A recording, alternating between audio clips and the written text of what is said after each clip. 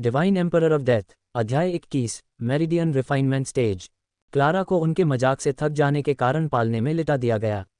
वह अपने पैरों को गले लगाते हुए नवजात बिल्ली के बच्चे की तरह शांति से सो गई। सौभाग्य से आपके दादाजी मरने से पहले फॉलन एक्सटिंक्शन लाइटनिंग की चेतना को मिटाने में कामयाब रहे। पिछले फर्स्ट प्रिंस और उनके बेटे की हत्या कर दी गई, इसलिए अब इसे लेने का समय आ गया है। क्लेयर ने शरारती ढंग से मुस्कुराते हुए कहा, यदि आप अपने सार संग्रह की खेती करने के लिए उस लाइटनिंग एलिमेंटल का उपयोग करते हैं तो आप निश्चित रूप से उन खेती करने वालों से अधिक शक्तिशाली होंगे जो अन्य स्काई ग्रेड सार संग्रह मैनुअल में खेती करते हैं। क्लेयर इस विचार पर शानदार ढंग से मुस्कुराई कि जैसे जैसे समय बीतता जाएगा उसका बेटा और अधिक शक्तिशाली होता जाएगा। बच्चे एक समय में केवल एक खेती प्रणाली पर ध्यान केंद्रित करते हैं, जबकि डेविस एक ही समय में तीनों खेती प्रणालियों की खेती करता है। इसलिए क्लेयर की नज़र में उसका बेटा दिन ब दिन और भी ज्यादा शक्तिशाली होता जा रहा था और अपने साथियों को धूल चटा रहा था। अगले दिन अध्ययन कक्ष में डेविस मेरिडियन रिफाइनमेंट स्टेज की साधना प्रक्रिया की जांच करते हुए क्रॉस लेग बैठा था। जाहिर है, ऐसा लगता है कि मुझे अपने शरीर में मेरिडियन को परिष्कृत करना है, और चूंकि मैं बिजली से जुड़े मैनुअल से साधना करूंगा, इसलिए मुझे अपने मेरिडियन से बिजली को गुजारना चाहिए, जो कि स्काई ग्रेड वाला है। मैं खत्म हो गया। ये स्पष्ट रूप से शॉक ट्रीटमेंट है। क्या ये बॉडी टेम्परिंग कल्टीवेशन से भी ज्यादा क्रूर नहीं है? उसके दिमाग में बिजली से कोयले में तब्दील होते लोगों की छवियां तैर रही थीं। डेविस, क्या तुम तैयार हो? दरवाज़ा अचानक खुला और क्लेयर अपने चेहरे पर मुस्कान लिए अंदर चली गई। हाँ, मैं तैयार हूँ। डेविस ने सांस रोकी क्योंकि वह मुस्कान उसे बुरी लग रही थी। फिर वे एक ऐसी जगह पर चले गए जो बंद दरवाजे की खेती के लिए बनाई गई है, जिसे कल्टीवेशन क्वार्टर कहा जाता है। आराम करो, पिता और माँ यहाँ स्काई ग्रेड लाइटनिंग एलिमेंटल को दबाने में आपकी मदद करने के लिए हैं, इस पर चिंता मत करो। क्लेयर ने उसे दिलासा दिया क्योंकि वह पूरी तरह से उसकी घबराहट देख सकती थी जब वह अचानक अंदर चली गई। डेविस ने सिर हिलाया और कुछ नहीं कहा। फिर वे इन क्वार्टरों में एक कमरे में चले गए। इस जगह में 10 से ज्यादा कमरे थे। क्लेयर ने दरवाज़ा खोला और अंदर चली गई और वह उसके पीछे चला गया। अंदर एक ऐसी संरचना थी जो बिजली के तत्व की शक्ति को कुछ हद तक दबाने में सक्षम थी। लोगन एक तरफ बैठा था, जाहिर तौर पर इन दोनों के आने का इंतजार कर रहा था। हालांकि उन तीनों के लिए आत्मा संचार भेजना आसान था, लेकिन उन्होंने उस तरीके से संवाद नहीं किया। वे किसी भी परिस्थिति में डेविस की आत्मा निर्माण की साधना को प्रकट नहीं करना चाहते थे। पिताजी, चलो शुरू करते हैं। किसी तरह डेविस अपने पिता के सामने कमजोरी नहीं दिखाना चाहता था। अच्छा, क्या तुम जल्दबाजी नहीं कर रहे हो? लोगन ने टिप्पणी की और आगे बढ़ गया। उसने क्लेयर की ओर देखा और दोनों ने सिर हिलाया। तो चलिए शुरू करते हैं। डेविस, फॉर्मेशन के दिल के अंदर बैठो और विलुप्ति बिजली न्याय सार सभा खेती मैनुअल से संचलन विधि का पालन करते हुए ऊर्जा को प्रसारित करके अपने मेरिडियन को परिष्कृत करो। आपको लाइटनिंग एलिमेंटल के बारे में चिंता करने की ज़रूरत नहीं है क्योंकि हम इसे दबाने में आपकी मदद करेंगे। डेविस ने फॉर्मेशन के बीच में बैठने से पहले गहरी सांस लेते हुए सिर हिलाया। आगे कोई शब्द नहीं बोले गए। लोगन और क्लेयर ने अद्वितीय फॉर्मेशन के माध्यम से लाइटनिंग एलिमेंटल को नियंत्रित और परिष्कृत करने के लिए फॉर्मेशन का उपयोग किया और डेविस को अत्यधिक सावधानी के साथ लाइटनिंग एसेंस ऊर्जा भेजना शुरू कर दिया। डेविस ने अपने मेरिडियन को परिष्कृत करना शुरू कर दिया क्योंकि उसने अपने दिमाग को अपने शरीर में प्रवेश करने वाली ऊर्जा पर केंद्रित किया। फॉर्मेशन में फॉलन विलुप्ति बिजली थी क्योंकि यह एक दबाने वाली संरचना के रूप में भी काम करती है, इसलिए लाइटनिंग एलिमेंटल जो सहज रूप से उन्हें भून सकता था, परिष्कृत होने के लिए पर्याप्त रूप से दबा हुआ हो गया। इसके अलावा लोगान और क्लेयर ने बेरसर्क लाइटनिंग एनर्जी के शोधन का खामियाजा उठाया और डेविस को केवल वश में की गई और परिष्कृत लाइटनिंग एनर्जी भेजी। डेविस के मेरिडियन पहले से ही मजबूत थे क्योंकि वह टायरेंट बॉडी सीक्रेट्स का उपयोग करके बॉडी टेम्परिंग कल्टीवेशन में पहले चरण तक पहुंच गया था। जैसे ही उसने धीरे धीरे अपने मेरिडियन में बिजली से जुड़ी ऊर्जा को प्रसारित किया, उसे शुरुआत में झुनझुनी महसूस हुई, उसके बाद जलन महसूस हुई। ऐसा लगा जैसे उसे एक ही समय में बिजली का झटका लगा हो और जंग लग गया हो। फिर भी इसका प्रभाव नगण्य था क्योंकि यह उसके माता पिता और गठन दोनों द्वारा दबाया जा रहा था। तो यह फॉलन एक्सटिंक्शन लाइटनिंग है, एक लाइटनिंग एलिमेंटल जो 5वें चरण के पावरहाउस के बराबर है। वास्तव में शक्तिशाली। ये बुरा नहीं है, मुझे ज़्यादा दर्द नहीं हो रहा है। यह अच्छी बात है कि माँ और पिता यहाँ हैं। यदि नहीं, तो मुझे खाद्य श्रृंखला के निचले भाग से खेती करनी होगी यदि मैं वास्तव में फिर से अनाथ हो जाऊं। उसके विचार भटक गए क्योंकि उसे अत्यधिक एकाग्रता के बिना भी खेती करने का आत्मविश्वास महसूस हुआ। उसने धीरे धीरे परिसंचरण विधि को बार बार दोहराया जब तक कि उसने अपने मेरिडियन को संक्षिप्त स्तर तक परिष्कृत नहीं कर लिया। ये प्रक्रिया लगभग 5 घंटे तक चली, इससे पहले कि वह मेरिडियन रिफाइनमेंट चरण में आगे बढ़े। जब वह उत्साह में चिल्लाने वाला था, उसके दिमाग में एक आवाज़ गूंजी, अपनी एकाग्रता मत खोना, हम आपको फॉलन एक्सटिंक्शन लाइटनिंग को अवशोषित करने में मदद करेंगे। तुरंत अपनी आत्मा को इसे अवशोषित करने पर केंद्रित करें। डेविस को महसूस हो रहा था कि उसकी आत्मा पर बिजली के तत्व का आक्रमण हो रहा है। उसने अपनी आंखें बंद कर ली थीं, इसलिए उसे फॉलन एक्सटिंक्शन लाइटनिंग का रूप दिखाई नहीं दिया। किसी भी मामले में उसने निर्देशानुसार इसे अपनी आत्मा में अवशोषित करना शुरू कर दिया। तारांकन बज्जा, आर्घा, दर्द। डेविस तुरंत अत्यधिक दर्द से भर गया जिसने उसकी आत्मा के सागर को हिला दिया। ऐसा लगा जैसे उसके विचार अस्त व्यस्त हो रहे थे। उसने लगभग एकाग्रता खो दी थी लेकिन अपने दांत पीसना जारी रखा। वह जानता था कि वह अधिक समय तक नहीं टिक पाएगा, इसलिए उसने किसी भी परिणाम की परवाह किए बिना इस बार अपनी पूरी चेतना का उपयोग करके फिर से ध्यान केंद्रित किया। ये प्रक्रिया पूरे 5 मिनट तक चली, जो उसे थकावट से बेहोश होने से पहले अनंतकाल की तरह लगी। लोगन और क्लेयर दोनों ने राहत की सांस ली। वे जानते थे कि वह गिरी हुई विलुप्ति बिजली को अवशोषित करने में सफल रहा था, लेकिन ये भी जानते थे कि यह केवल उसकी शक्तिशाली आत्मा के कारण ही संभव था, जिसमें कम से कम अपने आत्मा सागर में बिजली तत्व को धारण करने की क्षमता थी। कुछ देर बाद डेविस जाग गया। उसने अपने आत्मा सागर की जांच की और अंदर एक पेंटाग्राम आकार की काली बिजली देखी। ये डेथ बुक से एक निश्चित दूरी पर थी। ये देखकर कि दोनों एक दूसरे के साथ हस्तक्षेप नहीं कर रहे थे, उसने अंदर से राहत की सांस ली। फिर उसने अपने आसपास की जांच की और पाया कि वह अभी भी उसी कमरे में था। उसने अपने माता पिता को जोश से एक दूसरे को चूमते हुए देखा। उद्धरण चिन्ह अल्पविराम उद्धरण चिन्ह। वे इतने मग्न थे कि उन्होंने उसे जागते हुए नहीं देखा। थोड़ी सी भी हरकत उन्हें सचेत कर सकती थी, लेकिन उन्होंने ध्यान नहीं दिया। लोगन ने क्लेयर के होंठों से अपने होंठ चाटे। उसने उसकी कमर पकड़ी और उसने उसके गालों को सहलाया। उसकी अभिव्यक्ति उदास लग रही थी क्योंकि उसकी पलकों पर आंसू थे और साथ ही उसके होंठ उसके स्वाद का स्वाद ले रहे थे, जैसे कि वह जाने नहीं देना चाहता था। पहली नज़र में ऐसा नहीं लगा कि वे उत्तेजना के लिए ऐसा कर रहे थे। डेविस ने कोई आवाज़ नहीं की।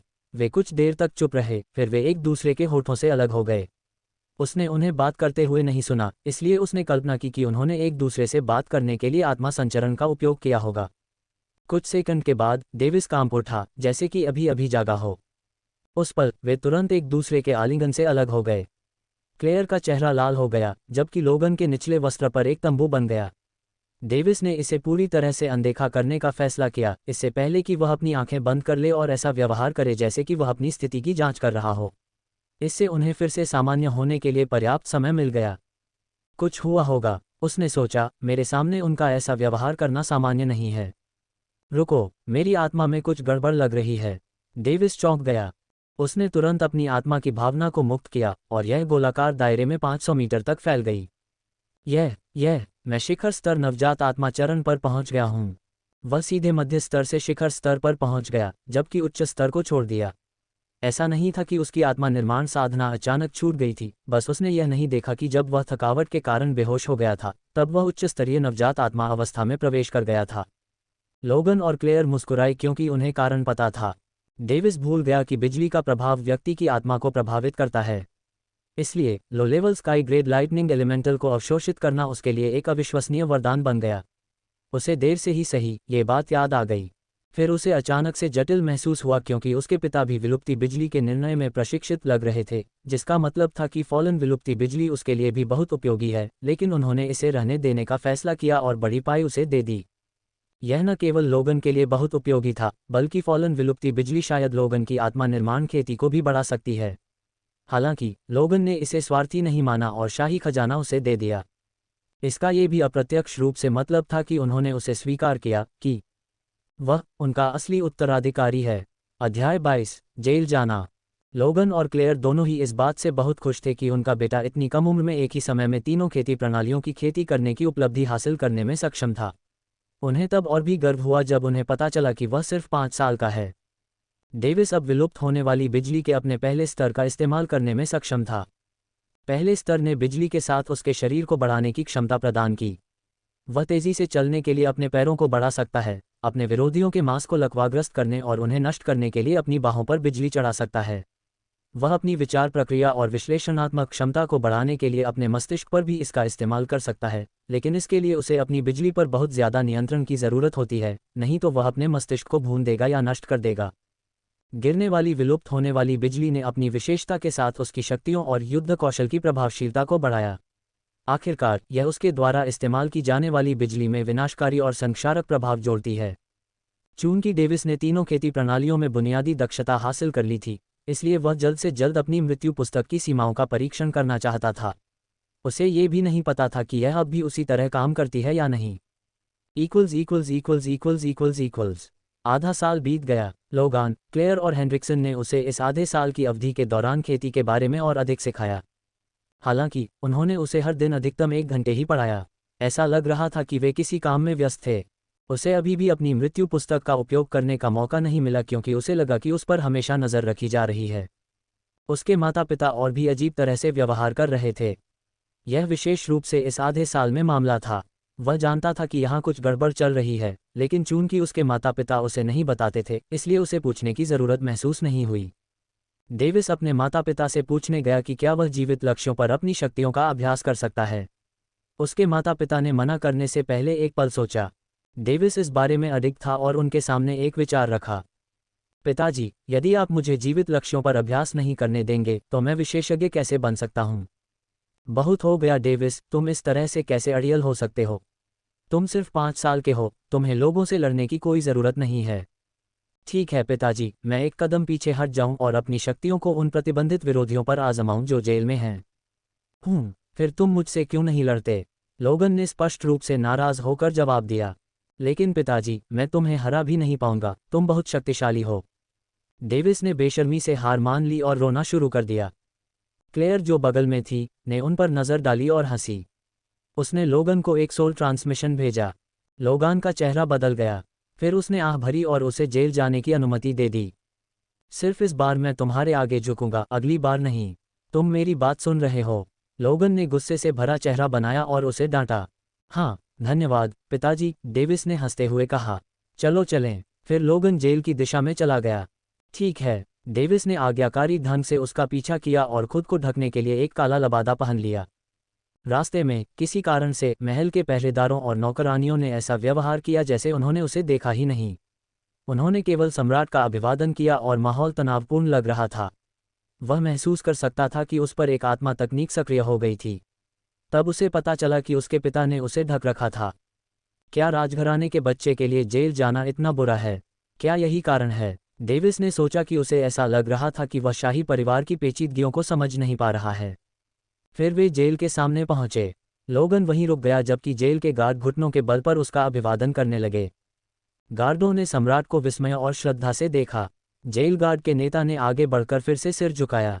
केवल उसका चेहरा दिखाई दे रहा था जो पीला था। उसने नीले रंग का कवच पहना हुआ था जिसके किनारों पर पीले रंग की शिखा थी। तुम कौन हो? सम्राट को रिपोर्ट कर रहा हूँ। मेरा नाम बोवेन है। जेल गार्ड के पिछले नेता ने विद्रोहियों के साथ सांठगांठ की। सौभाग्य से लोगन, जिसने अपने विश्वासघात को पाया, सभी कैदियों को रिहा करने से पहले उसे मारने में कामयाब रहा। बोवेन, मैं समझ गया। फिर वे दोनों चुप रहे। ये देखा जा सकता है कि वे सोल ट्रांसमिशन के माध्यम से संवाद कर रहे थे। बोवेन के चेहरे पर उलझन थी, फिर उसने जोर से सिर हिलाया। फिर वे तीनों जेल में दाखिल हुए। इस बिंदु पर लोगन ने डेविस को छिपाना बंद कर दिया। आप समझ गए, है न? लोगन ने निर्दयी नज़र से उससे पूछा। हाँ महाराज, बोवेन ने विनम्रतापूर्वक उत्तर दिया। वह समझ गया कि इस बिंदु पर उसे ऐसा कुछ नहीं करना चाहिए जो सम्राट को नापसंद हो। इसके बाद लोगन ने डेविस को वहीं छोड़ दिया, बिना कुछ बताए। तारानकन खांसी। महाराज, पहले मैं आपको जेल घुमा दूं। बोवेन ने अपने हाथ हिलाए। ठीक है, डेविस ने प्रसन्नतापूर्वक उत्तर दिया। इसके बाद बोवेन उसे जेल घुमाने ले गया। गलियारे में चलते हुए उसने डेविस को कैदियों के बारे में बताया। गलियारे के दोनों ओर सेल थे जिनमें कैदियों को रखा जाता था। जब वह समझाया, उसने सिर्फ उनके अपराधों के बारे में बताया और खून खराबे वाले हिस्से को पीछे छोड़ दिया। डेविस ने जो कुछ कहा उसके बारे में सुनने के बाद वह खुद को सिहरन से भर गया। उनके अपराधों में मानवता नहीं थी, लेकिन उसने उसकी बात सुनना बंद नहीं किया और न ही उसे रुकने का आदेश दिया। डेविस ने कैदियों की तरफ देखा। वे सभी निर्दयी दिख रहे थे, उनमें मानवता का कोई संकेत नहीं था, जबकि कुछ ऐसे लग रहे थे जैसे वे निर्दोष हों, और फिर कुछ कैदी थे जो उसे कामुक नज़रों से देख रहे थे। डेविस की आंखें लाल हो गईं। उसने एक एक करके उन कैदियों को घूरा। उसने बोवेन से सवाल करने से पहले एक पल सोचा। बोवेन, उसने अचानक उसे बीच में टोका। हाँ प्रिंस। बोवेन ने उसकी तरफ देखा। इन कैदियों को मौत की सज़ा क्यों नहीं दी जाती? उसने बोवेन को घूरा। ऐसा नहीं है महाराज, रॉयल कैपिटल में हर महीने सार्वजनिक रूप से फांसी दी जाती है। उन्हें एक एक करके मौत की सज़ा दी जाती है। ये दूसरे दुष्ट अपराधियों के लिए भी एक निवारक के रूप में काम करता है। तब तक वे अपनी मौत का इंतज़ार करते हुए यहीं रहते हैं। बोवेन ने समझाया। क्या आपके पास यहाँ बंद कैदियों की सूची है? मेरे पास है, लेकिन ये किस लिए है महाराज? बोवेन उलझन में था, लेकिन फिर भी उसने अपनी स्थानिक अंगूठी से सूची सौंप दी। डेविस ने सूची ली और उस कैदी का नाम देखा जिसे इस महीने फांसी दी जाने वाली थी। वैगनर, मैंने उसे पहले देखा था, मुझे उसके पास ले चलो। डेविस ने बोवेन को जवाब नहीं दिया, लेकिन बस उसे आदेश दिया। हाँ, बोवेन ने मना नहीं किया, हालांकि वह उलझन में था। 5 साल का बच्चा कैदी से मिलने के लिए क्या करेगा? उसे अपना तरीका बदलने के लिए कहेगा। अरे, मैं शापित हो जाऊंगा। अध्याय 23, आक्रमण के तहत साम्राज्य। डेविस और बोवेन उस कोठरी में पहुंचे जहां वैगनर को बंद कर दिया गया था। उस कोठरी में संरचना सक्रिय थी और इसने वैगनर को अपनी साधना का उपयोग करने से रोक दिया, और संरचना ने उसे ये देखने में भी असमर्थ बना दिया कि बाहर क्या हो रहा था।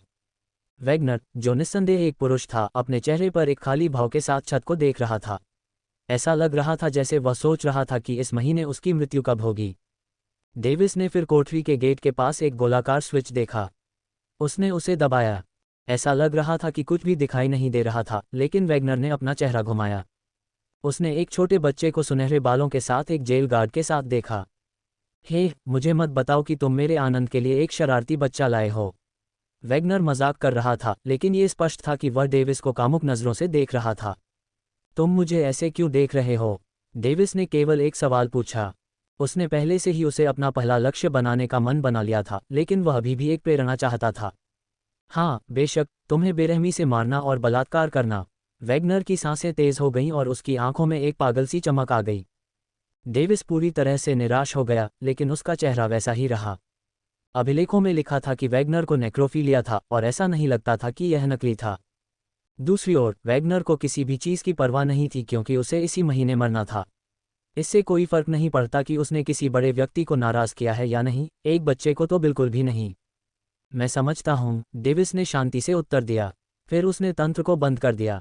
तुम समझ गए? बोवेन पूरी तरह से अवाक रह गया। वह समझ नहीं पा रहा था कि यह बातचीत किस ओर जा रही थी। बोवेन, जेल से बाहर निकलो, डेविस ने आदेश दिया। मैं ऐसा नहीं कर सकता महाराज। बोवेन स्तब्ध रह गया और फिर उसने अपने चेहरे पर एक शांत भाव के साथ उत्तर दिया। तुम मेरी आज्ञा नहीं मानोगे। डेविस ने अपनी आंखें सिकोड़ लीं। महामहिम ने मुझे कहा था कि चाहे कुछ भी हो जाए, मैं तुम्हारी रक्षा करूंगा। बोवेन ने अपना सिर हिलाया। ऐसा लग रहा था कि वह डेविस को अकेला नहीं छोड़ने वाला था, चाहे कुछ भी हो जाए। डेविस ने अपनी आंखें थोड़ी सिकुड़ीं, लेकिन फिर उसके चेहरे पर मुस्कान आ गई। मैं समझता हूँ, तब मेरे पास अपने पिता से यह कहने के अलावा कोई विकल्प नहीं होगा कि तुमने जेल में मेरे साथ छेड़छाड़ की। क्या? बोवेन को अपने कानों पर विश्वास नहीं हुआ। इस 5 साल के बच्चे ने किस तरह के शब्द कहे? उसका दिमाग पल भर के लिए काम करना बंद कर दिया, जवाब देने में असमर्थ। मैंने कहा था कि मेरे पास ये कहने के अलावा कोई विकल्प नहीं होगा कि तुमने जेल में मेरे साथ छेड़छाड़ की। ये तुमने पहले जो कहा था उससे बिल्कुल अलग है। बोवेन को बहुत पसीना आने लगा, लेकिन उसने जवाब देने की हिम्मत नहीं की। क्या ऐसा हो सकता है कि शाही परिवार के सभी सदस्य ऐसे ही हों? महामहिम, मेरे लिए इसे मुश्किल मत बनाइए। मुझे सिर्फ इस जेल में आपकी रक्षा करने का काम सौंपा गया था। क्या आपको लगता है कि मेरे शाही पिता आपके खिलाफ कोई कार्रवाई नहीं करेंगे? क्या आपको लगता है कि सम्राट आपकी या मेरी बातों पर विश्वास करेंगे? डेविस ने गहराई से पूछा, जैसे कि उनके शब्दों में कोई अंतर्निहित अर्थ हो। मैंने ऐसा क्या किया कि मुझे ये सब झेलना पड़ा? ये बच्चा मानव रूप में एक राक्षस है। बोवेन आंसुओं के कगार पर था और उसे समझ नहीं आ रहा था कि हंसे या रोए। ये कैसा रहेगा? आपको सिर्फ मेरी रक्षा करने का काम सौंपा गया है न? जेल के प्रवेश द्वार के पास पहरा दें। इस तरह आप मेरी रक्षा भी कर सकते हैं और जो मैंने आपको बताया है वह भी कर सकते हैं, है न? आपको लगता है कि इन संरचनाओं द्वारा दबाए गए ये कैदी मुझे नुकसान पहुंचा सकते हैं? यह ठीक है। बोवेन ने झुकने से पहले एक पल सोचा। उसे सच में डर था कि छोटा राजकुमार, नहीं छोटा राक्षस वैसा ही करेगा जैसा उसने कहा था। अच्छा, तुम्हें मुझ पर अपनी इंद्रियों का इस्तेमाल करने की अनुमति नहीं है, और तुम्हें झांकने की भी अनुमति नहीं है। मैं हर 4 घंटे में तुम्हारे पास खाना लेने आऊँगा, और इससे तुम हर समय मेरी सुरक्षा की पुष्टि कर सकते हो। मैं समझ गया। हालांकि बोवेन को अनिच्छा महसूस हुई, लेकिन वह और क्या जवाब दे सकता था। वह पहले ही एक बार महामहिम की शर्तों को स्वीकार कर चुका था और ऐसा लग रहा था कि वह इस तरीके से राजकुमार की रक्षा करने में सक्षम था। उसे कम से कम ये भरोसा था कि चाहे कुछ भी हो जाए, वह जेल में उसकी रक्षा करने में सक्षम होगा। केवल वह समझ नहीं पाया कि राजकुमार ने उसे अपनी आत्मा की भावना का उपयोग करने से क्यों मना किया। उसने कल्पना की कि इसका शाही परिवार के रहस्य से कुछ लेना देना होना चाहिए, इसलिए उसने पूछने की हिम्मत नहीं की। आखिरकार एक बच्चा, विशेष रूप से एक शाही बच्चा, इस जगह पर सिर्फ सैर सपाटा करने के लिए नहीं आएगा, है ना? बोवेन ने मन ही मन सोचा कि वह गलियारे के उस हिस्से को छोड़कर जेल के प्रवेश द्वार की ओर चला गया। डेविस ने आत्मा को खींचने से पहले अपने आसपास की जांच की, डेथ बुक को बुलाया। एक काली आभा उसके चारों ओर घिर गई और धुंधली उपस्थिति में बदल गई। जब उसने इसे देखा तो उसके हाथ में एक किताब दिखाई दी। ये नोट के दोनों तरफ शुद्ध काला था और कवर पर कुछ भी नहीं लिखा था। उसने किताब खोली और पन्ने पलटे तो पाया कि वह एकदम सफ़ेद थी, धूल का एक भी कण नहीं था। उसने फिर से स्विच दबाया तो देखा कि वैगनर अपना दाहिना हाथ ऊपर नीचे कर रहा था। ईमानदारी से कहूं तो तुम्हारे जैसे कमीने के लिए कोई मुक्ति नहीं है। डेविस ने घृणा महसूस करते हुए उसका नाम लिखा। वह उसे और भी बुरी मौत देगा। 3 दिन बाद डेविस अभी भी इंपीरियल जेल के अंदर घूम रहा था, डेथ बुक के साथ प्रयोग कर रहा था। इंपीरियल कैसल में थ्रोन हॉल। लोगन अपने सिंहासन पर बैठा था जबकि क्लेयर उसके बगल में बैठी थी, लेकिन दोनों के चेहरे बेहद गंभीर दिखाई दे रहे थे। पूरा थ्रोन हॉल भीड़ से भरा हुआ था, भले ही वह 100 मीटर लंबा और चौड़ा था। यहाँ लोग इकट्ठे हुए थे जिनमें इंपीरियल पैलेस और सेना के मध्यम वर्ग के अधिकारी से लेकर उच्च वर्ग के अधिकारी शामिल थे। यहाँ का माहौल तनावपूर्ण था। किसी ने भी एक शब्द भी बोलने की हिम्मत नहीं की। उन्हें डर था कि उन्हें बाहर निकाल दिया जाएगा या सीधे मार दिया जाएगा। क्रीक। सिंहासन हॉल के विशाल दरवाजे को खोलने से एक आवाज़ गूंजी, जिससे वहां मौजूद लोग थोड़ा कांप उठे, जैसे कि यह अंडरवर्ल्ड से एक दरार थी। एक आज्ञाकारी स्वभाव वाला एक बूढ़ा व्यक्ति बड़ी तेजी से अंदर आया। वह गहरे नीले रंग के कवच से ढका हुआ था और उसने अपनी भव्य टोपी अपनी बाहों में पकड़ी हुई थी। वह आगे बढ़ता रहा जब तक कि वह 5 अन्य लोगों के साथ कतार में नहीं खड़ा हो गया, जो अलग अलग लेकिन शानदार कपड़ों में सजे हुए थे। वह फर्श पर एक पैर पर घुटने टेक कर बैठ गया और अपने हाथों को आपस में जोड़ लिया। सम्राट को रिपोर्ट कर रहा हूं। उसने एक गहरी सांस ली और चिल्लाया। एल्बर्ट किंगडम, जो हमारे अधिकार क्षेत्र में है, पर 2 दिन पहले आक्रमणकारी सेनाओं ने कब्जा कर लिया है। उसके चेहरे पर पसीने की बूंदें बन गईं। हम रेवन साम्राज्य और ट्रिटर साम्राज्य के संयुक्त गठबंधन के आक्रमण से बचाव करने में असमर्थ थे। एक धमाके के साथ जिससे कई लोग चौंक गए, उसने सिर झुकाते हुए कहा, हमें विशाल खतरे के सामने पीछे हटने के लिए मजबूर होना पड़ा और मैंने कायरतापूर्वक सेना को शाही राजधानी में वापस जाने का फैसला किया। कृपया इस कायर को मरने दें और इस गलती का प्रायश्चित करें। महामहिम। बिना किसी हिचकिचाहट के उसने तुरंत अपनी तलवार म्यान से निकाली और उसे अपने दिल में घोंपने लगा। तारांकन धमाका। मजबूत लेकिन निराकार ऊर्जा कहीं से भी निकली और तलवार को उसके हाथ से गिरा दिया। वह खाली आंखों से देखता रहा, यह नहीं जानता था कि यह किसने किया। ये ठीक है, ये सम्राट तुम्हें माफ करता है, सर्वोच्च सेना कमांडर रेंडल, लोगन ने अपने चेहरे पर एक शांत भाव के साथ उत्तर दिया। हमारी सेना को एक क्रूर और निरर्थक मौत मरने देने के बजाय आपने अपनी प्रतिष्ठा के बदले में शाही राजधानी में सामरिक रूप से पीछे हटने का आदेश देकर सही विकल्प चुना। अध्याय 24, घेराबंदी के तहत शाही राजधानी। रेंडल की आंखें नम हो गईं क्योंकि वह अविश्वसनीय रूप से भावुक हो गया था। उसने अपने दिल को कठोर कर लिया और पीछे हटते समय अपनी प्रतिष्ठा को बर्बाद करके एक महान बलिदान दिया, और उसने अपने अधीनस्थों की परवाह की ताकि वह उन्हें एक अर्थहीन मौत मरने न दे सके। उसने नहीं सोचा था कि कोई भी, या यहाँ तक कि नया सम्राट भी, उसे या उसके पीछे हटने के फैसले को समझ पाएगा। इसलिए जब वह शाही महल में आया तो वह अपनी विफलता के बदले में अपनी जान देकर मरने के लिए तैयार था। लोगन जानता था कि रेंडल सेना में एक वफादार कमांडर था। जहां तक उसे पता था, उसके शाही पिता उसकी बहादुरी और साहस के लिए उसकी बहुत प्रशंसा करते थे, लेकिन उन्होंने ये भी बताया कि वह कितना दयालु और वफादार था। लोगन ये भी जानता था कि रेंडल के अधीनस्थ उसकी प्रशंसा करते थे और उसकी आज्ञा मानते थे, इसलिए उसे खोने का मतलब पहले से ही कमजोर लोरेट साम्राज्य के लिए एक बड़ा नुकसान होगा, क्योंकि सेना का मनोबल अब तक के सबसे निचले स्तर पर होगा। वर्तमान सम्राट लोगान को सिंहासन कक्ष में अपना अधिकार स्थापित करने के लिए की गई गलतियों के लिए रेंडल का सिर खुद ही काट देना चाहिए था, लेकिन वह ये भी समझता था कि ऐसा करना मूर्खतापूर्ण था, क्योंकि इससे उसके लोगों में असंतोष और अराजकता ही पैदा होगी। वास्तव में उसे संदेह होने लगा था कि क्या कोई ऐसा व्यक्ति है जो पहले से ही उसके लोरेट साम्राज्य को छोड़ने की योजना बना रहा है। उस दयनीय हार के बाद सम्राट के सामने अपना चेहरा दिखाने की तुम्हारी हिम्मत कैसे हुई? तुरंत खुद को बाहर दिखाओ। तीखे चेहरे वाले एक सुंदर मध्यम आयु वर्ग के व्यक्ति ने सेना कमांडर रैंडल को डांटा। उसका चेहरा तीखा लग रहा था, फिर भी उसकी आंखें थोड़ी आलसी थीं, लेकिन फिर भी उसने एक ऐसी गंभीरता दिखाई जो किसी को उसका मजाक उड़ाने का मौका नहीं देती थी। उसके बाल हरे थे जो गर्दन तक लंबे थे। वह कोई और नहीं बल्कि कॉल्डन परिवार का वर्तमान मुखिया है, जो दो कुलीन परिवारों में से एक है जिसने विद्रोहियों को दबाने के लिए शाही परिवार का साथ दिया था। अब ड्यूक इवान कॉल्डन, इसकी कोई ज़रूरत नहीं है, हमारे महामहिम ने पहले ही उसे माफ़ कर दिया है। एक अन्य मध्यम आयु वर्ग के व्यक्ति ने अपने चेहरे पर शांत भाव के साथ उत्तर दिया। वह आकर्षक दिख रहा था और उसके चमकीले लाल बाल कमर तक लटक रहे थे। वह कोई और नहीं बल्कि नोलन परिवार का वर्तमान मुखिया है, जो विद्रोह के दौरान शाही परिवार का साथ देने वाले दो कुलीन परिवारों में से एक है। क्या आप युद्ध के बीच में एक काय का समर्थन कर रहे हैं, duke John Nolan? Duke Evan Coldon ने सवाल किया। अब आपस में लड़ने की कोई ज़रूरत नहीं है और थोड़ा संयम दिखाए, आप सम्राट के सामने हैं, ड्यूक कॉल्डन। हेनरिक्सन ने शांति से हस्तक्षेप किया जैसे कि वह इस तमाशे से थक गया हो। ड्यूक इवान कॉल्डन ने बड़बड़ाया और कुछ और नहीं कहा। वह एक सम्राट से इतना नहीं डरता था जो उससे थोड़ा ज़्यादा शक्तिशाली था। उसे यह नहीं पता था कि लोगन पहले ही वयस्क आत्माचरण में प्रवेश कर चुका था। अगर उसे पता होता तो वह युवा सम्राट के प्रति इतना अपमानजनक होने की हिम्मत नहीं करता। अन्य दो चुप थे जैसे कि इससे उनका कोई लेना देना नहीं था। वे निर्दयी तलवार संप्रदाय और भेदी ड्रैगन संप्रदाय के नेता थे। दोनों संप्रदाय स्काई ग्रेड संप्रदाय थे, यद्यपि निम्न स्तर के, जिसमें उनके पास केवल एक एकल कानून बीज चरण पावर हाउस था जो उनके संबंधित संप्रदायों के शीर्ष पर बैठा था। फिर भी वर्तमान इंपीरियल लोरेट परिवार उनसे बहुत अलग नहीं था, क्योंकि विद्रोह के कारण उन्होंने अपनी अधिकांश शक्ति खो दी थी। साम्राज्य के विनाश का उन दो संप्रदायों से कोई लेना देना नहीं है, लेकिन चूंकि उनका पहले इंपीरियल परिवार से संबंध रहा है, इसलिए संभवतः आक्रमणकारी साम्राज्यों द्वारा उन्हें समाप्त कर दिए जाने का एक मौका होगा। वे ये तय करने के लिए यहाँ आए थे कि साम्राज्य को इस आपदा से पार पाने में मदद करनी है या नहीं।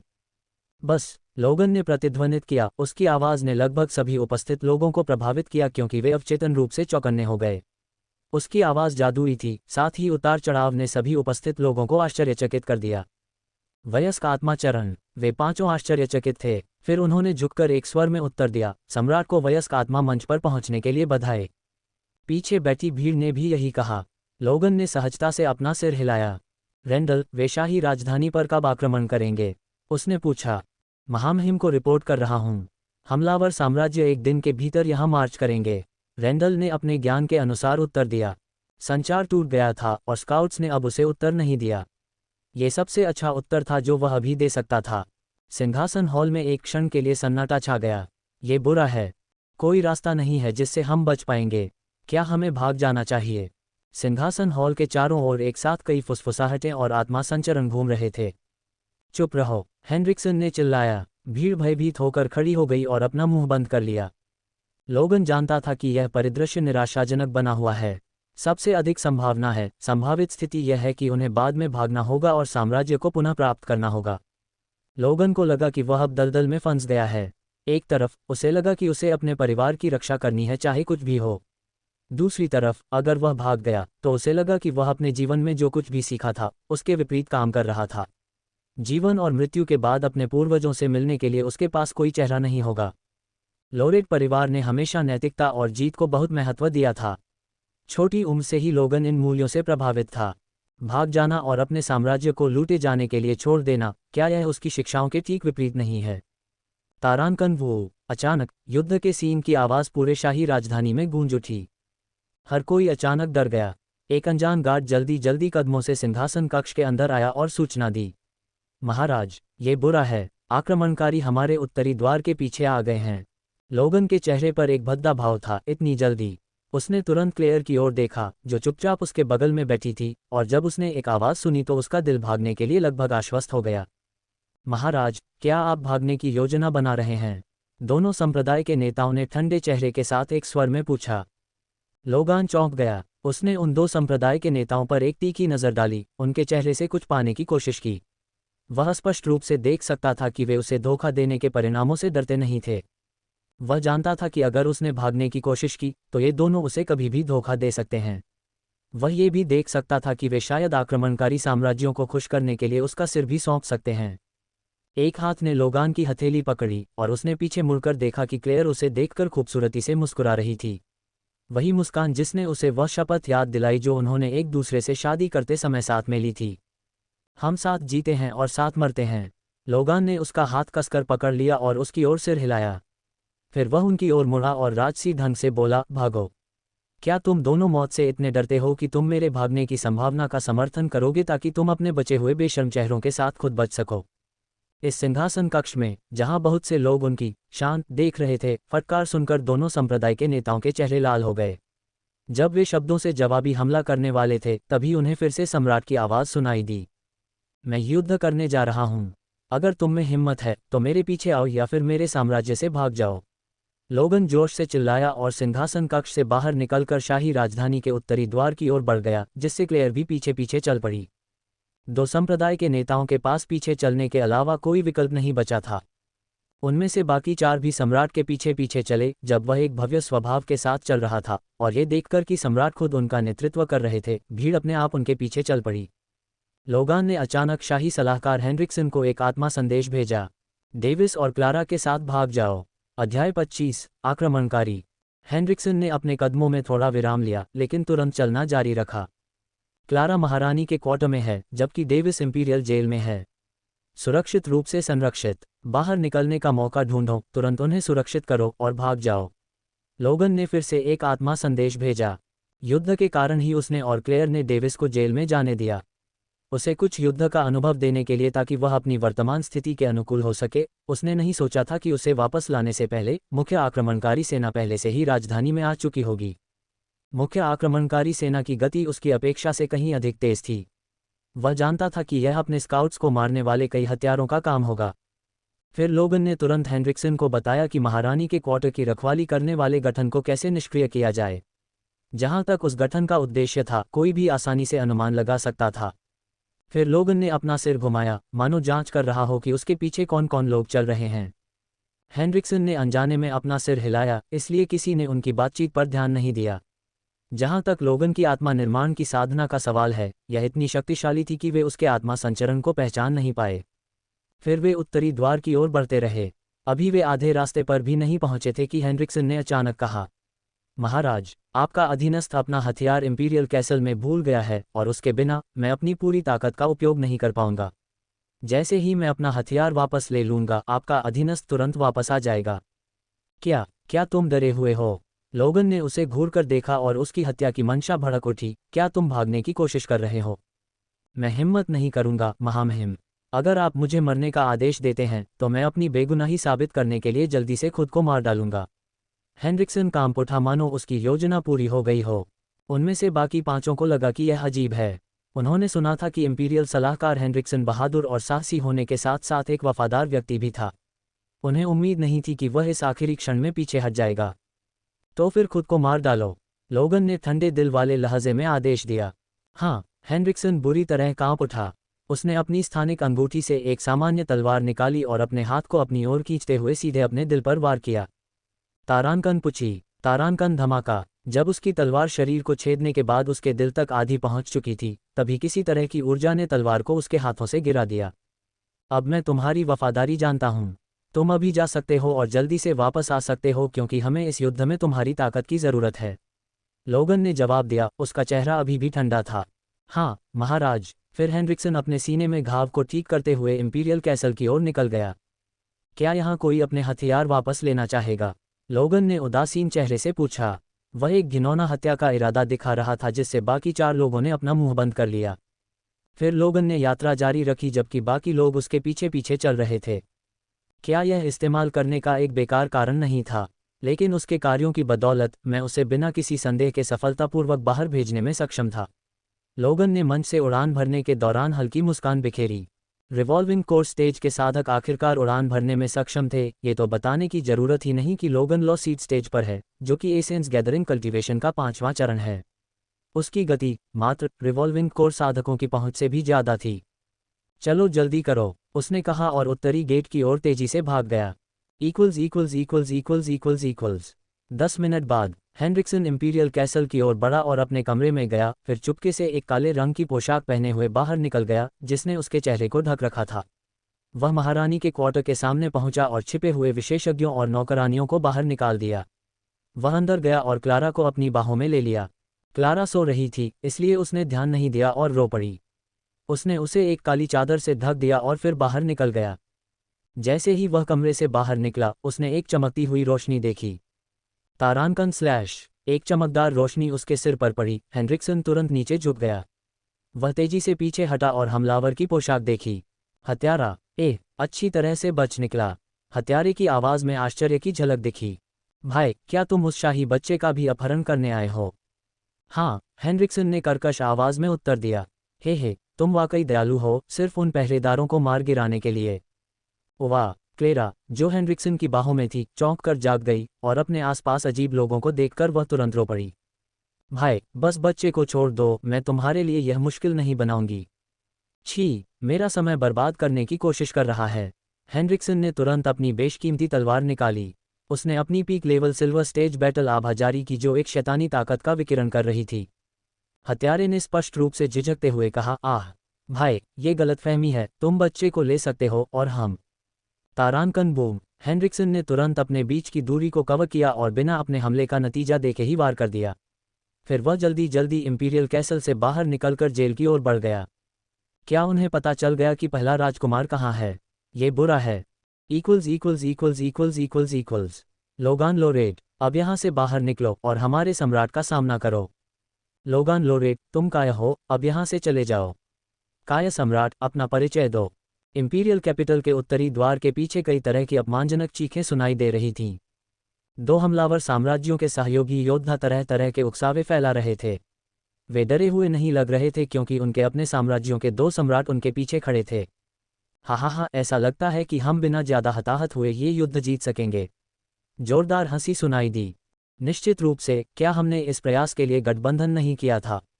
जे एक भयानक हंसी सुनाई दी, लेकिन ये लगभग भ्रष्ट लग रही थी। जो आदमी दिल खोलकर हंस रहा था, वह मोटा लेकिन मजबूत दिख रहा था और उसकी भुजाएं उभरी हुई थीं। उसकी जांघों पर दो सुंदर सुंदरियां थीं। वह उनके साथ छेड़खानी करते हुए और युद्ध के बारे में टिप्पणी करते हुए उनकी कमर पकड़ रहा था। वह कोई और नहीं बल्कि रेवन साम्राज्य का वर्तमान सम्राट माइक रेवन है। दूसरा आदमी जो अजीब तरह से हंस रहा था, पतला और चालाक दिख रहा था। उसने मोटे आदमी को ये दो सुंदरियां प्रदान की, या तो मोटे सम्राट के साथ अपने रिश्ते को समृद्ध करने के लिए या कुछ साजिश रचने के लिए। वह कोई और नहीं बल्कि ट्रिटर साम्राज्य का सम्राट केन ट्रिटर है। दो कमीने जिन्होंने मेरे साम्राज्य पर आक्रमण करने की हिम्मत की, बाहर आओ। पूरी सेना में एक गुस्से भरी आवाज़ गूंज रही थी। वह यहाँ है। सम्राट रेवन के बगल में एक अधेड़ उम्र के व्यक्ति ने आवाज़ दी। मैं इन सुंदरियों का अब कैसे आनंद ले सकता हूँ? उसकी टाइमिंग इससे भी खराब नहीं हो सकती। सम्राट रेवन के चेहरे पर असंतोष साफ झलक रहा था।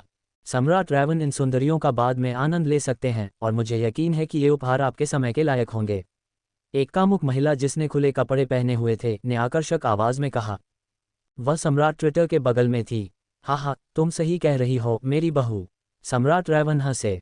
वे चारों एक साथ उड़ गए और उत्तरी गेट के पास हवाई क्षेत्र में लोगान और उसके अधीनस्थों को घूरने लगे। हा, छोटे सम्राट, तुम वाकई शक्तिशाली हो। वयस्क आत्मा अवस्था लगभग 30 साल की। जे। दोनों सम्राटों ने अजीब तरह से हंसी उड़ाई, फिर भी वे अंदर से राहत महसूस कर रहे थे कि उन्होंने ये कदम पहले ही उठा लिया था। वरना क्या ये खजाना, जिसे लोरेट साम्राज्य के नाम से जाना जाता है, कुछ सालों बाद उनकी नज़रों और हाथों से बाहर नहीं हो जाता? नमस्कार, मुझे औपचारिक रूप से अपना परिचय देने की अनुमति दें। मैं रेवन साम्राज्य का सम्राट माइक रेवन हूँ। सम्राट रेवन ने लोरेट सम्राट से अपना परिचय दिया। उसके बाद केन ट्रिटर ने भी अपना परिचय दिया। केन ट्रिटर साम्राज्य के सम्राट। लोगान ने उन दो लोगों को देखा जो एक दूसरे से अलग दिख रहे थे, लेकिन उनका स्वभाव एक जैसा था। वह ठंडे स्वर में सवाल करने से खुद को रोक नहीं सका। क्या तुम्हें खुद पर शर्म नहीं आती? एक ऐसे साम्राज्य को हराने के लिए टीम बना रहे हो जो विद्रोह के दौरान पहले ही अपनी ताकत खो चुका है। शर्म? क्या तुम इसे खा सकते हो? क्या तुम इसे खेती के संसाधनों में बदल सकते हो? अपनी बकवास बंद करो, छोटे सम्राट। सम्राट रेवन ने मजाक उड़ाते हुए हंसा। जीजे, हम में शर्म है, लेकिन क्या तुम्हें लगता है कि जब तुम ठीक हो जाओगे और मजबूत हो जाओगे तो हमें हमला करना चाहिए? बोले। ये ताकतवरों की दुनिया है और कमज़ोर लोग सिर्फ भीख मांग सकते हैं और गिड़गिड़ा सकते हैं। सम्राट ट्रिटर ने कुटिलता से मुस्कुराया। ओह, तुम दोनों को लगता है कि तुम इस लाइनअप के साथ हमें हरा सकते हो? तुम्हें नहीं लगता कि तुम इतने सुरक्षित रह पाओगे कि एक टुकड़े में निकल सको? लोगान ने अपने चेहरे पर ठंडे भाव के साथ कहा। हाँ, तुम सही हो। हर कोई, मैं, माइक रेवन, किसी को भी नष्ट नहीं करूंगा जो लोरेट सम्राट की मदद नहीं करता। वास्तव में, मैं तुम्हें लूटे गए धन से पुरस्कृत करूंगा। कैसा रहेगा? उसके पीछे वालों को। सम्राट रेवन ने लोगन के पीछे के लोगों को लालच भरी नज़र से देखा। लोगन भी इसी पल का इंतजार कर रहा था। वह डरा हुआ नहीं था, लेकिन देखना चाहता था कि इस निराशाजनक युद्ध में कौन और सभी उसे छोड़ना चाहेंगे। लेकिन ठीक इसी पल उसने और क्लेयर ने महसूस किया कि डेविस पर उनके द्वारा छोड़े गए आत्मा के निशान मिट रहे थे। उनकी अभिव्यक्तियां निराशा में बदल रही थीं।